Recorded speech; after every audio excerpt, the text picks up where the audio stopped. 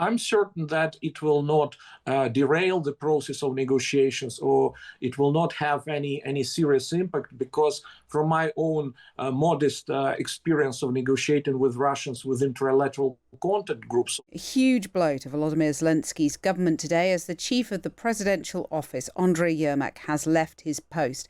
Yermak had led Ukraine's negotiating team, but he became increasingly unpopular as he became linked to a corruption scandal, which culminated in the search of his home and office this morning. Let's speak now to Oleksandr Merezhko, who's an MP in Volodymyr Zelensky's party and chair of Ukraine's Foreign Affairs Committee. Good afternoon, Oleksandr.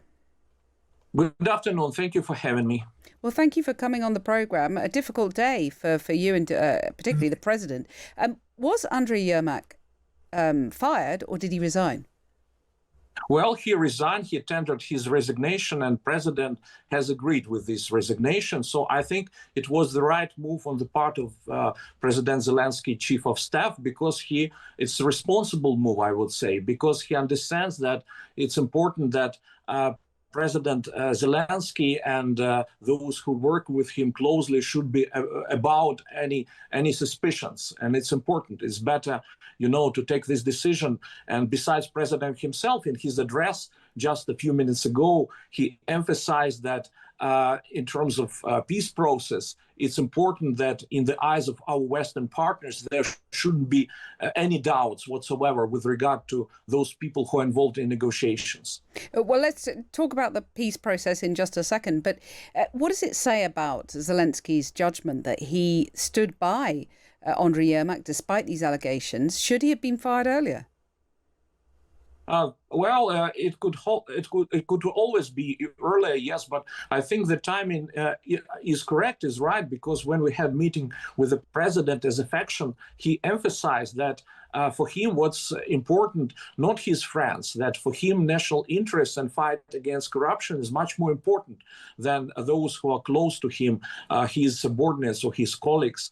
And he said that if there will be proof or evidence that this or that person is implicated in corruption scandal, he would not hesitate, and there will be serious political and legal consequences. So he delivers on his promises. And I would like to remind that the previous chief of staff also had to resign at a certain point. So for president, what matters, interests of the country, they're more important than those people who, for example, might be under suspicion.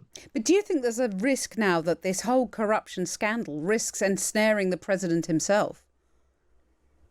I don't think so, because from my perspective, at least, it's a strong decision which indicates that president is a person of principles, of certain principles. And, he didn't cover. He didn't cover someone of ministers or his chief of staff. But of course, we have presumption of innocence. It's constitutional right, and investigation goes on. It's important for this investigation to be objective and to lead to concrete results. But also, I'm always looking at the silver lining, and in this case, it's a fact that Ukraine is serious about fighting corruption, and it doesn't matter who may be under suspicion. It might be minister, it might be chief of staff, might be member of parliament, but it doesn't matter for the justice. But it's terrible timing, isn't it, given that Andriy Yermak was leading the peace negotiations? Does this, at the very least, interrupt those negotiations or set them off track completely?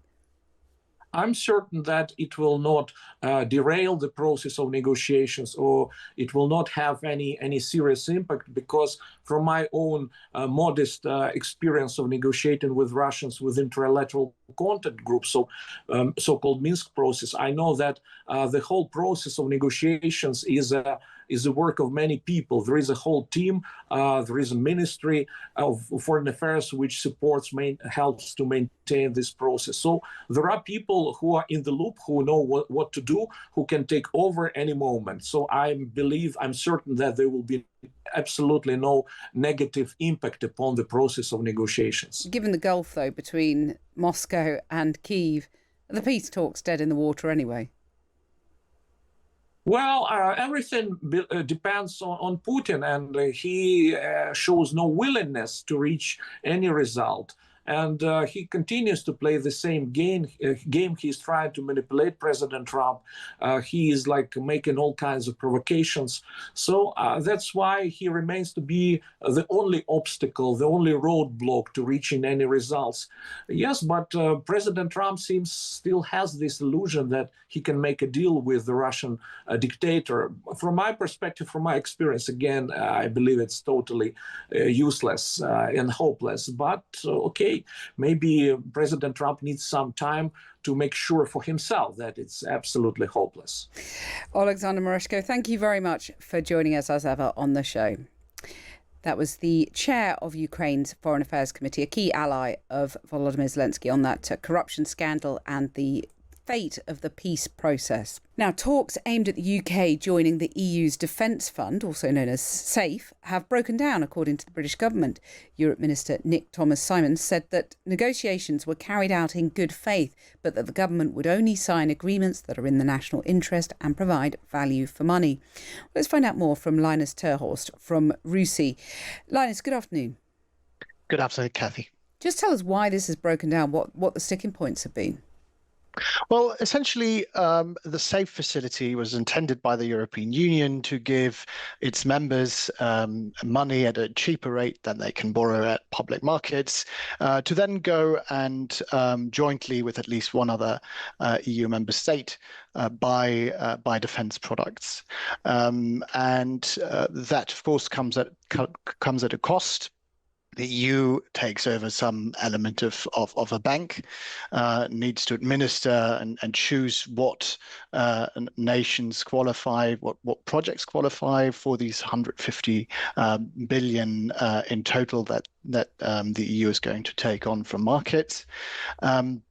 And how it's going to distribute that amongst its members. So far, so good.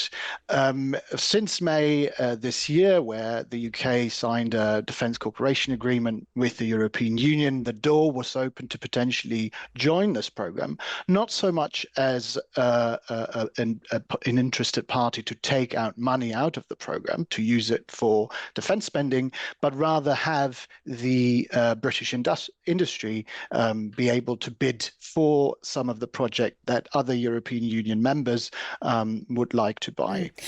I mean, none of it's a great image for European unity, is it, in defence? It's a bit of a gift to Russia, the fact that these talks have collapsed.